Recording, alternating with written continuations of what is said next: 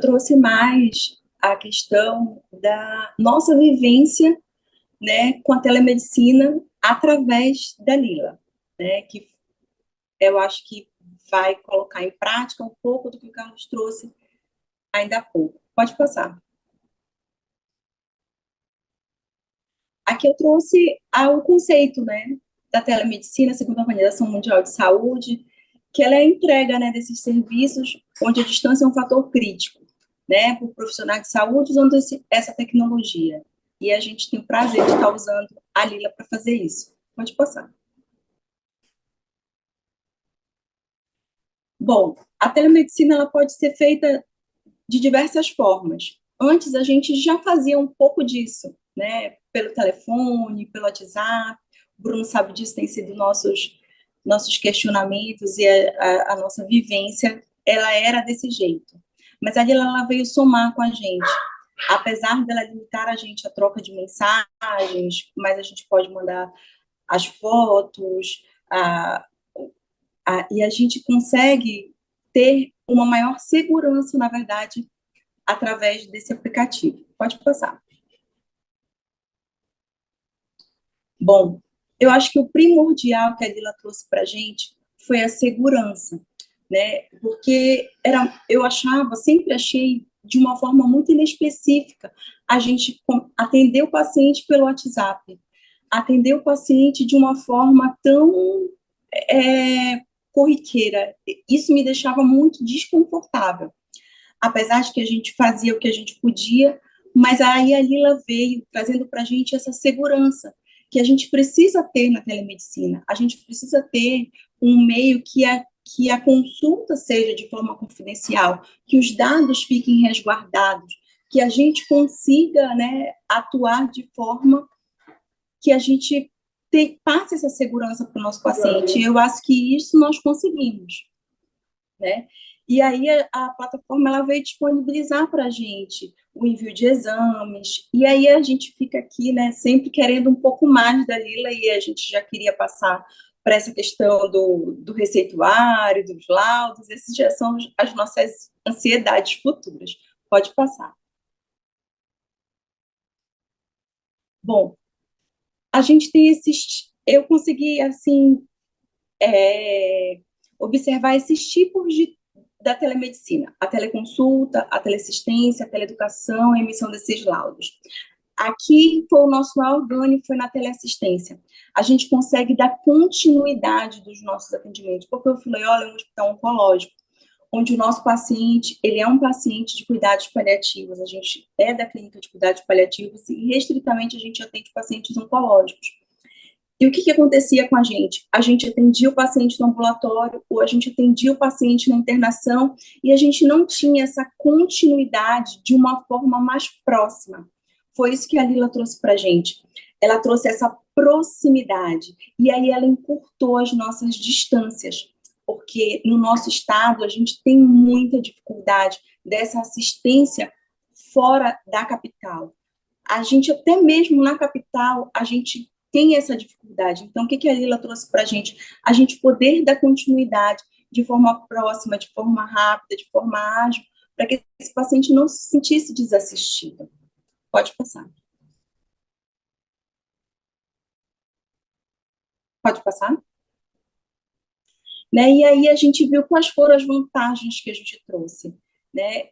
A gente teve a otimização do nosso tempo, né? A Daya vai poder falar para a gente sobre a questão da assistência domiciliar que a gente também desenvolve.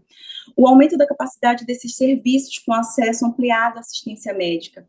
Então, a gente consegue atingir um maior número de pacientes em tempo muito menor. A gente promove com a Lila uma segurança do nosso paciente. A gente previne que ele esteja na nossa emergência o tempo todo. A gente previne a exposição desse paciente a viagens muito longas. Nós temos muitas cidades que são de difícil acesso e os nossos pacientes, eles são a grande maioria do interior do estado. Então, o que acontecia com esse paciente? Esse paciente, ele é um paciente acamado na maioria das vezes. Como é que ele vai vir numa viagem de barco ou numa viagem de horas de carro? Né? Então, a gente conseguiu fazer com que ele continuasse tendo acesso à assistência através da Lila se expondo menos, né? Custos, com certeza, a gente diminui os custos do nosso paciente, os custos da assistência, os custos da internação, porque a gente previne que ele venha para o hospital com tanta frequência, a gente ajuda ele a permanecer em casa, e muitas das vezes a gente promove o óbito desse paciente em casa também. Mesmo fora de Belém, a gente promove o óbito ele lá na cidade dele, isso aí é um benefício sem tamanho, porque a gente consegue passar para o nosso paciente, para a nossa família, uma segurança de que ele não está desassistido, mesmo estando longe. E aí a gente dá continuidade de forma muito mais eficaz no nosso cuidado. Pode passar. Bom, aqui eu trouxe para vocês terem noção do nosso estado. O quanto ele é, ele é intercortado de rios. E a grande maioria das nossas cidades são cidades ribeirinhas, muitas delas. E os nossos pacientes, eles são muitas das vezes oriundos desses lugares mesmo. Então, o acesso à capital, ele é um acesso difícil por diversos fatores. Pela realidade socioeconômica do nosso paciente, já chegou vezes da gente ver eu dizer para eles, poxa, mas vocês têm acesso, vocês têm hospital, mas doutora, como que eu vou vir? É muito longe, a gente não tem dinheiro do transporte, o TFD é difícil, o município não traz, então a gente é grandioso o ganho que nós tivemos com o acesso à telemedicina. O difícil acessibilidade geográfica, vocês estão vendo o nosso estado é um estado bem complicado para isso, né? Os nossos pacientes, eles são pacientes de cuidados paliativos, muitas vezes eles já estão em fase final de vida, essas viagens são completamente impensadas para eles, né? E o medo da alta hospitalar, isso foi algo que nós ganhamos, né? O nosso paciente, ele vai para uma outra cidade, ele vai para um outro local, e o que acontecia com ele? Ele se sentia desamparado, desassistido. Quando a gente começou a colocar que a gente tem como continuar essa assistência através da Lila, que a gente mostra para eles, eles já vão com muito menos dificuldade aceitando a alta, e ainda das vezes, quando a gente tem a possibilidade, a gente encaminha para o nosso serviço de assistência domiciliar, mas na grande maioria das vezes eles aceitam, só pelo fato deles saberem que eles vão continuar estando em contato com a gente, com a mesma equipe que assistiu eles durante a internação, com a mesma equipe que cuidou deles. Então, isso prepara eles para essa alta. Então, foi um aliado muito grande para a gente, não só nesse encurtamento de distância, mas até na própria deshospitalização do nosso paciente. Pode passar. E aí eu trouxe uma frase até da própria Lila, né? Uma melhor comunicação entre a equipe de saúde e paciente reduz a mortalidade, melhora a qualidade de vida e economiza recursos do nosso sistema de saúde. E isso nós, no Filaiola, nós temos vivenciado através da Lila. É isso. Muito bom, doutora. Muito obrigado. Realmente, acho que a gente está muito conectado aqui, né? Você trouxe a frase da Lila, né? Que a gente usa isso no nosso Isso. dia a dia. Muito bom. Deixa eu ver que a gente tem uma pergunta aqui da Uhum. Carolina. Acho que ela fez um comentário aqui, né? Sofremos a mesma realidade na nossa região, em Santa Catarina. Como o meio-oeste é formado de municípios pequenos, é centralizado todo o tratamento do câncer, ou a capital, Florianópolis, ou a Joaçaba. Porém, é longe e muitas vezes fica difícil o transporte. Então, acho que a gente tem aqui a Carolina com uma realidade muito semelhante ao que você apresentou, né, doutora? Na verdade, o nosso país é muito grande, né, Bruno? E Sim. aí que é muito difícil o acesso em diversas regiões, né? Sim, a Brenda comentou aqui, mesma coisa no Maranhão, também Hum, dimensões continentais, né, que é o Brasil. exatamente. Bom, agora a gente vai para a doutora Daia. Doutora, a gente já está vendo você, tá? Aí agora a Pietra vai fazer uma troca aqui, vai colocar o seu material, a sua apresentação. Ó, deixa eu pedir até para você se desmutar aqui, que a gente já testa o seu microfone para ver se está tudo certo. Tá me ouvindo? Estamos te ouvindo perfeitamente. Ah, ótimo. Aí agora, aí a Pietra já está colocando para apresentar. Aqui, atendimento domiciliar. Já estamos vendo a sua tela, Pietra. PowerPoint. Agora ele está aqui em tela cheia. Uhum. Doutora, você está vendo a apresentação? Tô vendo, sim. Você que vai Maravilha. passando, né, Pietra? Tá joia. Exatamente. Tá bom, Então, obrigada. pode começar, doutora, fique à vontade. Tá, primeiro, boa noite a todos. Agradeço aí o convite da turma da Lila, que nos ajuda muito aqui, né? Tá sendo um divisor de águas mesmo, a gente adotar essa tecnologia na nossa assistência. Então, de fato, aí nós estamos o quê? Desde maio, é isso, Bruno? Me corrija se eu estiver errada. Já, Uns 8 já tem um tempo. meses, quase um ano já com a Lila, né? Em crescente, e a gente tem visto mesmo o impacto que essa aquisição tem sido para a nossa assistência. A Carol já trouxe bastante dessa visão, e eu queria falar um pouquinho do que a gente enfrenta na assistência domiciliar, né? O Hospital Vila-Loyola é um hospital referência no tratamento de câncer aqui no norte do país, aqui no estado do Pará. A gente acaba atendendo, vocês viram aí o mapa que a Carol mostrou do estado, né? Então, a gente acaba atendendo boa parte, né, dos municípios do Pará são referenciados aqui para o Vila-Loyola. Nós temos outras referências em Belém e também no interior do estado, mas ainda concentra a maior parte desses pacientes aqui no Hospital Vila-Loyola. Então, assim, considerando que a nossa equipe de cuidados paliativos oncológicos atende pacientes em cuidados paliativos de todo o estado, e nós temos pacientes que, por uma evolução natural da doença, por uma fragilidade que eles atingem com o tratamento e com a progressão de doença deles, é que se observou a necessidade de direcionar esses pacientes para um cuidado domiciliar, né? Infelizmente, a gente não consegue atender todos os pacientes do estado, mas a assistência domiciliar, ela atinge todos os pacientes que moram no município de Belém. Então, aqui, pode passar, Pietra, por favor. Então, aqui na primeira foto, eu trouxe um mapa da região metropolitana. Então, vocês estão vendo aí, tudo que tem azul no mapa é rio, né? Então, a gente está praticamente numa península, onde Belém é a ponta, é a ponta dessa península. Se você olhar aqui, Belém, aqui, né, no canto inferior esquerdo, toda essa parte mais branca, até lá em cima onde está escrito Cruzeiro, e mais essa ilha que está um pouquinho acima, né, de Cruzeiro aí no mapa, que é a ilha de Outeiro, tudo isso é região, é município de Belém, tá? Então, de Ananindeua é o próximo município. Então, de Ananindeua para a esquerda, tudo é Belém, tá? E é onde a visita domiciliar chega. Vocês estão vendo aí? Pode passar a próxima foto que eu vou aproximar um pouquinho mais de Belém. Pronto. Aí, bem do lado do nome Belém, está escrito São Brás. É o bairro onde fica o Hospital Ofir Loyola. Lá em cima, lá na ponta do mapa, tem um, um localizador ali em verde, escrito Blue Marina. Fica na ilha de Outeiro.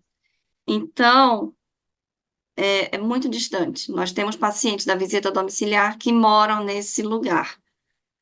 Para a gente chegar lá de carro próprio, saindo de dentro do hospital, e o hospital fica numa região estratégica de distribuição, né? A gente leva mais ou menos 2 horas.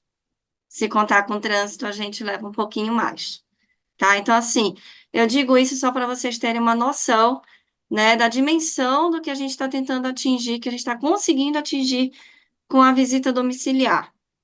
Obviamente, né, os nossos pacientes aqui são pacientes de mais baixa renda. Poucos se concentram aqui nessa ponta inferior do mapa. A maioria está espalhada nas regiões mais periféricas. Então, a gente tem muitos pacientes aqui na região do Parque Verde, né, Cruzeiro, que é Icoraci. A gente tem muitos pacientes ali mais próximo da Universidade Federal do Pará e do Guamá. E a gente também tem pacientes lá em Outeiro, que é nessa parte mais remota do mapa. Pode passar, por favor, Petra. Então, assim, quem são os pacientes que estão na visita domiciliar? Já são pacientes que estão em cuidado paliativo exclusivo, ou seja, já foram esgotados os tratamentos modificadores da doença. São pacientes que, na maioria das vezes, têm uma dificuldade de locomoção, ou seja, eles não conseguem se direcionar até o hospital, e essa dificuldade de locomoção também pode ocorrer por uma dificuldade de acesso ao domicílio, uma dificuldade mesmo social da família, não tem um carro particular, não tem como chamar, não tem condição financeira mesmo de contratar um táxi, um Uber para trazer o paciente até o hospital. Muitas vezes o paciente não consegue ficar sentado para percorrer essa distância de 2 horinhas até chegar em Belém, até chegar no hospital. Então, são pacientes cujas condições físicas do entorno permitem a nossa chegada até o domicílio. Então, às vezes, a gente também, na visita domiciliar, acaba excluindo o paciente porque o entorno do domicílio desse paciente não permite a chegada da equipe, tá? E muitas vezes também a gente adentra áreas de altíssima periculosidade. Houve casos em que alguns pacientes precisaram ser tirados da visita domiciliar por uma questão de inacessibilidade da equipe. Afora essa questão, a gente tem a questão também da acessibilidade do paciente ao hospital. Por mais que esse paciente esteja dentro do município de Belém, vocês viram ali o quanto é distante, o quanto as condições financeiras, econômicas, físicas vão impactar nessa possibilidade do paciente chegar até o hospital. Pode passar, Petra. Sendo assim, quem é o nosso paciente? Né? Um paciente, na maioria das vezes, é idoso, é acamado ou semi-acamado, é altamente dependente de cuidados, que reside em regiões, na maioria das vezes, periféricas, né? Muitas vezes ele vai ter um domicílio que é insalubre, tem uma condição de higiene ou de luminosidade, ou de entrada de luz e ar, e circulação de ar, é um pouco mais deficitária. A gente tem uma média atualmente de 30 pacientes cadastrados na visita domiciliar, só que existe uma alta rotatividade desses pacientes. Porque, como eu mencionei anteriormente, são pacientes que já estão numa fase mais final de vida, e com isso eles acabam evoluindo a óbito e entram novos pacientes também com esse perfil na visita. As visitas costumam ser mensais, e a gente conta muito com a participação do engajamento mesmo do paciente e da família, em nos comunicar a situação do paciente no domicílio através da Lila. Pode passar, Peter.